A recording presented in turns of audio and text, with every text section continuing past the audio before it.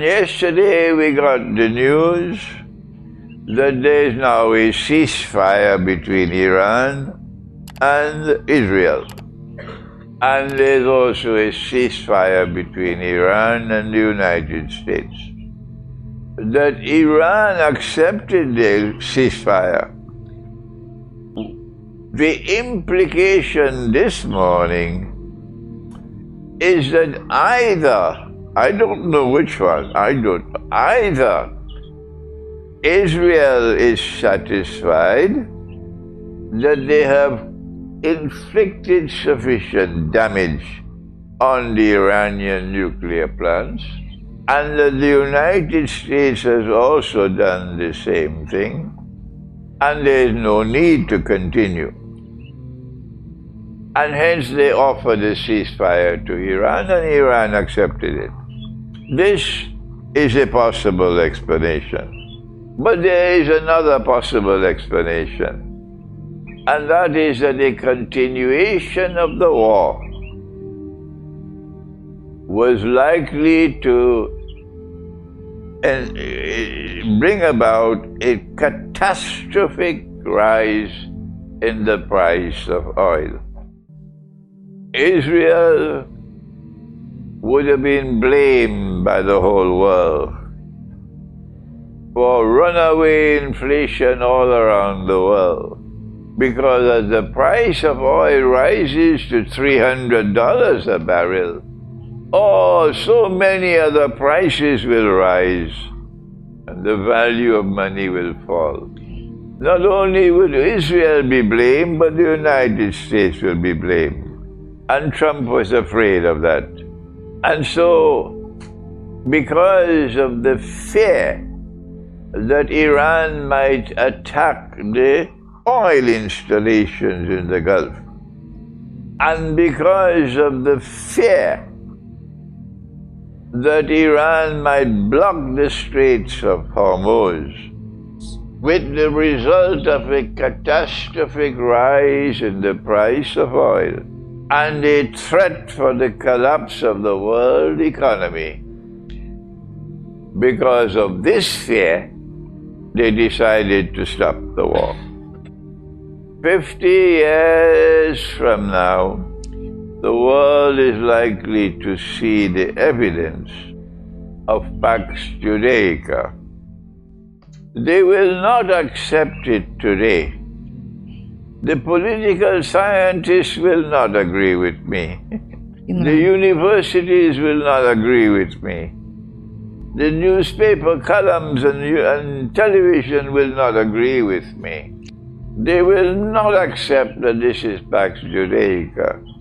And the world of Islamic scholarship, as usual, will not agree with me. But never mind.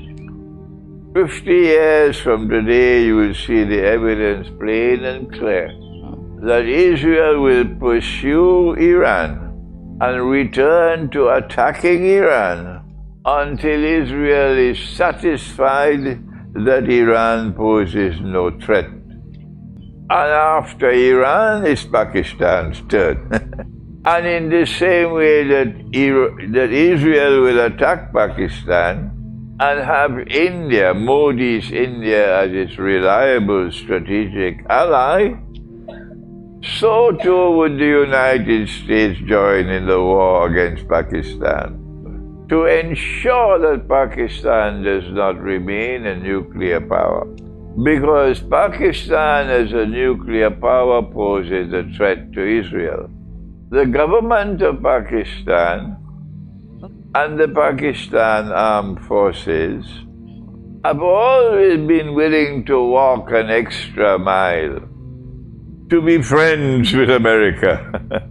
And that same United States will attack Pakistan tomorrow. This is called foolishness. So 50 years from now, we'll see the evidence increasingly unfolding in the world of a Pax Judaica replacing Pax Americana. Before we end this subject, however, let me remind you that there's much more to teach on the subject. There is a difference between the Khilafah state that was established in Jerusalem and the Khilafah state which was established in Medina. And scholarship requires you to study the difference between the two. Scholarship also requires you to recognize that modern Western civilization was created by Dajjal, and that modern Western civilization is functioning for Dajjal. Scholarship requires you to recognize that Gog and Magog control power in modern Western civilization. Scholarship requires you to recognize that the international order created by the modern West is the international order of Dajjal. And among many other things, the United Nations organization was designed and created to sabotage the Khilafah state. That the Khilafah state cannot emerge in the world so long as all states are member states of the United Nations. And so when the Imam al-Mahdi comes, goodbye to the United Nations. When the Messiah returns, goodbye to the United Nations. And so Israel is likely to bring the United Nations to an end. There is much more to the subject. Scholarship should look at monetary economics, that the world of paper money did not emerge by accident. And then the movement from paper money to electronic money, and then to the petrodollar, and then to digital money, and then to cryptocurrency, that this is not happening by accident, that this is meant to replace the world of real money, valid money, which is gold coins and silver coins. They may laugh at me today, as they've been laughing for 25 years and saying all kinds of bad things about me.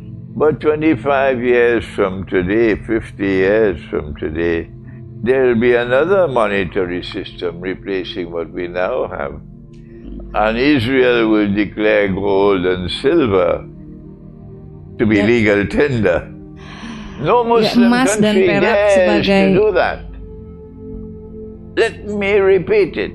Not even Iran dares to do that. But Israel has already declared gold and silver to be legal tender. So, I am presenting to you evidence that Israel wants to present credentials that it is a Khilafah state, that it is holy Israel of Solomon and David, Allah's blessing be upon them.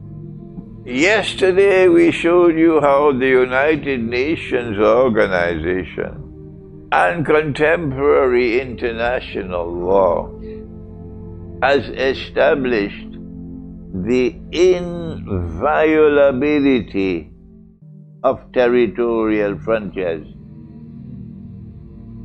The territorial frontiers cannot be changed, but the Khilafah state does not accept that.